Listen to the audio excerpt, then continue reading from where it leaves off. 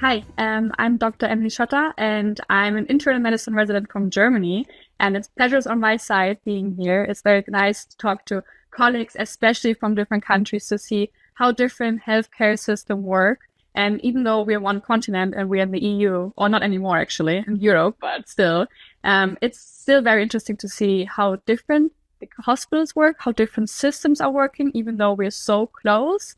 So I'm excited to talk today with Rahul about healthcare systems, comparison from Germany to UK, and also AI. Brilliant. Thank you very much.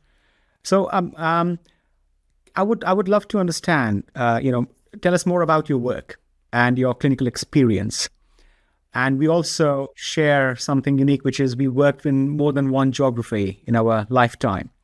So I would like to understand that. And how does your day to day look like? The challenges, the strengths. Just tell me more about that, please.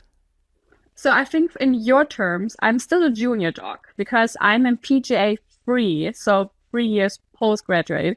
And I checked online how that works for you. So I'm fairly new still. So I've been working in the hospital system for like 3 years now. Beforehand, I worked as a nurse or assistant nurse and during med school to have more knowledge and just experience, clinical experience. And I really had lots of privilege in not only working in Germany. So I work in Berlin in quite a big hospital, and we have like around 1,000 beds. And I work in internal medicine. And my, I would say like I'm doing internal medicine residency, but I'm having a focus on cardiology. So I'm doing more cardiology than, for example, pneumology or something. So I've been doing this, I'm like halfway through residency, but I had the privilege this year, especially this year, and having more experience because I kind of thrive to expand my horizon a bit more. And it started out when I was even studying outside of Germany. I studied in Romania for 6 years, in English actually, because I always wanted to not stay in Germany in the long term. So this year I was having two major things this year. I just came back like 2 weeks ago from Sri Lanka and had a great 1 month and visit one hospital. It was a big teaching hospital. And for me, it was more like an observership. I was fortunate to just come and like tag along with some doctors, see how they treat patients, how their system works or not works. And also this year, I tried to get more into stuff like refugees camps. So I went to Athens this year, or like a little bit outside of Athens. I'm going to go twice next year again because it was such a great project, and there's really impact which can be done even as a junior doctor. I always thought that as a junior doctor, not much you can do, but actually there's a lot you can do because in 3 years I like gained so much knowledge in my scope of field. Like I can definitely help people. Obviously, I'm limited in like the most expanded, like extensive knowledge, but like I can treat people simply. So yeah, that was a great year for me. And mainly my day-to-day practice is in Germany, and my day-to-day practice is being an internal medicine resident. And right now I'm working solely in the ER, so I'm only doing emergency medicine right now, and it's been lovely. I'm sure, yeah. A part of my work involves working in urgent care. And lovely isn't the word that comes to mind always, but No, that's true. Yeah. yeah. I think more for me was like I learned so incredibly much this year, like coming from just the wards and doing the rotations on the wards and then actually being thrown into cold water and like handling emergencies. It's been for me like I've grown so much as a person and especially as a doctor. So I feel like that's probably why I said such a positive word, but obviously there's many words for it, but not lovely. So what you worked in a few countries, like you just said.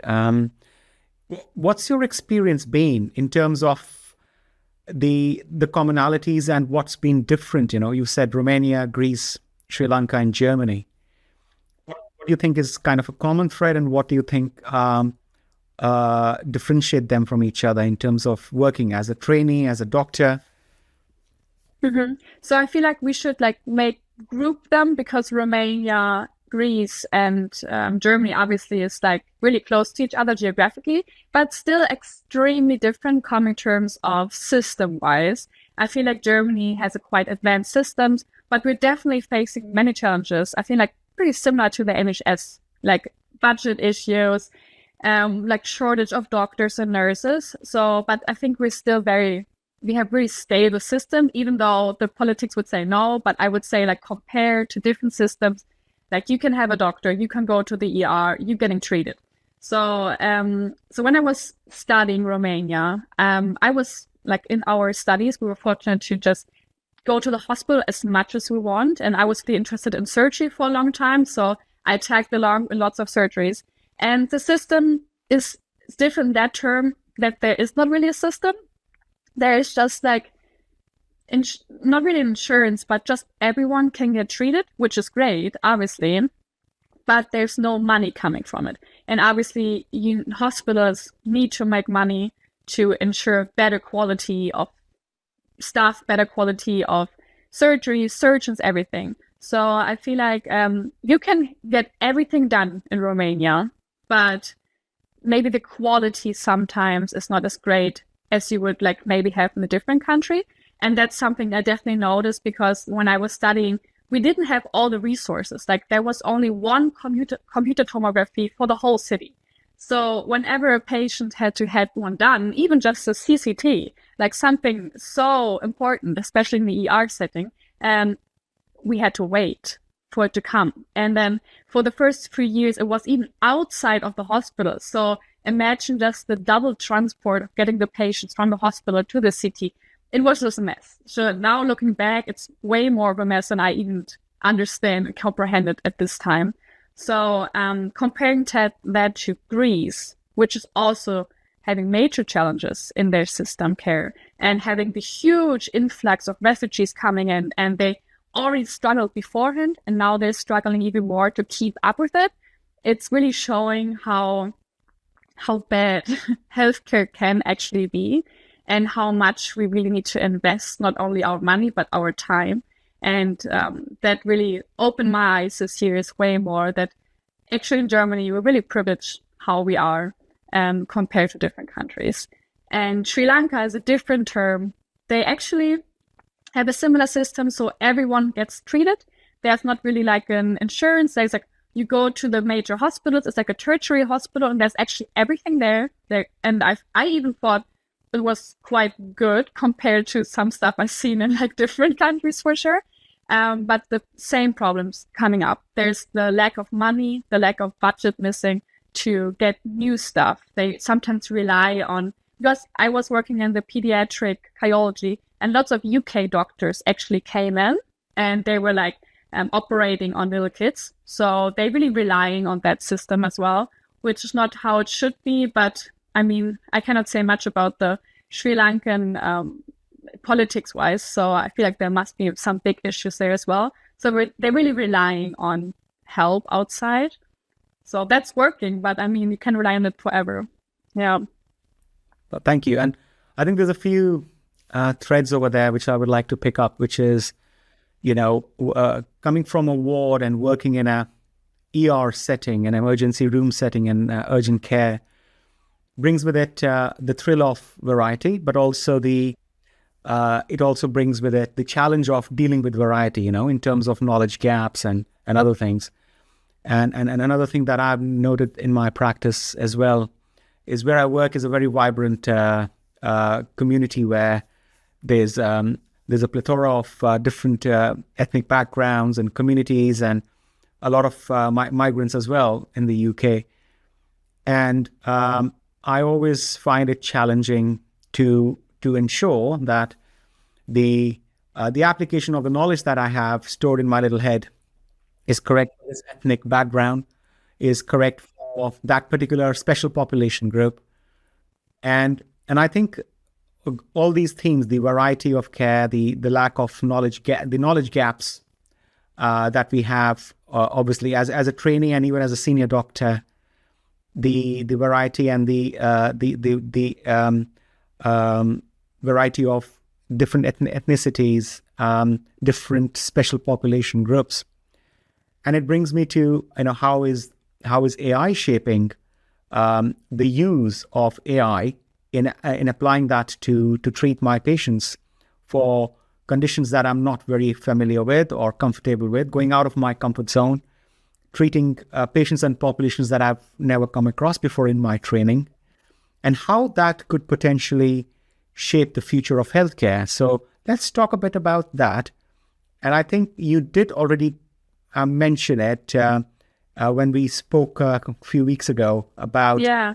using AI in your practice and Mhm. how you I'd like found to it. share it. Yeah. Yes.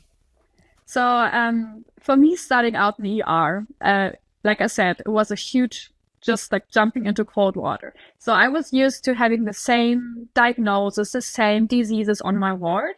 And then suddenly I'm a general practitioner, pretty much. Like when you're in the ER or urgent care, you're not an internal medicine resident, you're a GP. You do family medicine. I mean, you have some really like extreme cases, but mostly it's like sniffled nose and like a rash or something like this. So I was not familiar with this at all. And especially like I was very weak at that point. So the first weeks I was like, oh my God, I'm a really junior doctor again. Like I feel like I don't know anything.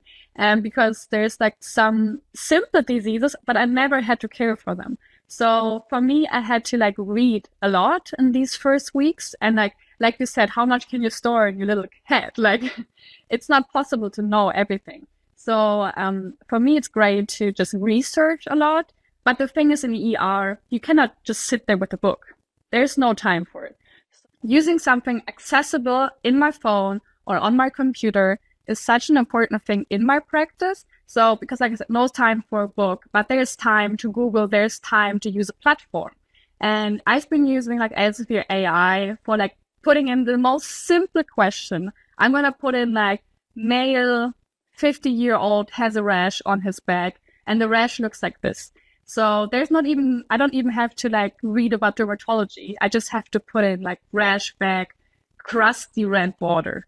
And it comes up with like 10 possible diagnoses. And I can like read them through. Obviously, I'm not like my definition is not correctly. So I have to like expand my questions more. So I'm going to put in, okay, so it's like 2 centimeters and actually it has like a black dot in the middle. So I can even like put in more and more questions, like feed the system, and it pops out with like amazing stuff I can use. So obviously in the ER, it's not an emergency, but I can like be like, okay, so this could be it, and you should see that doctor now. But it's just great to have something to take them home. And I've been using it a lot, especially also in night shifts when I'm all alone and I've been working 12 hours and I just like my brain is full. I like the normal stuff I know, like on the daytime, I would be like, oh yeah, this is this. I'm going to use this antibiotic.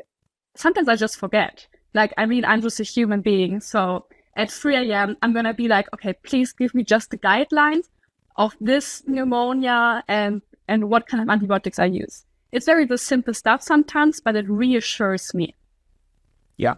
Now I get it and completely understand, and I can see myself experiencing the same. And you touched on, again, you use the word human here, which is, the two humans in a consultation are the doctor and the patient. So you also mentioned about how it helped you come at a diagnosis using clinical key AI from Elsevier. And also I see you having upskilled yourself, learned something new as well as at the same time. And as humans, we tend to learn more from examples from real life, and even in med school, we have this problem-based learning and learning through case-based discussion. How do you think that gets augmented using AI tools like clinical AI, like the example you just gave? So for me, I mean, there's different learning people. Some people learn visually more, but I'm definitely on your side. Humans learn by doing, learning by doing. I feel like whole medicine is learning by doing, and you don't learn if you don't do it. So for me, it definitely it gave me some confidence because like in the end, I was not just reading a book. I had some actual citations to like actual studies and publications. So I know I'm not just like Googling something and put like a random website. For me, it's just like the confidence that I can actually say, even if I don't comprehend it directly in this second, I can be like, okay, but someone actually thought about it, so I can share that information. That definitely helped me, and it sticked in my head more because I was like, okay, I didn't know that beforehand, so obviously I should know that because I had to Google it, or like I had to like not Google, but I had to look it up. So that definitely helped me for sure in my practice. Thanks. And you come across as a person who is, open to new challenges and ideas, and the fact that you've traveled and worked in so many countries gives us that impression as well. And I call it cross-pollination, of ideas and of concepts.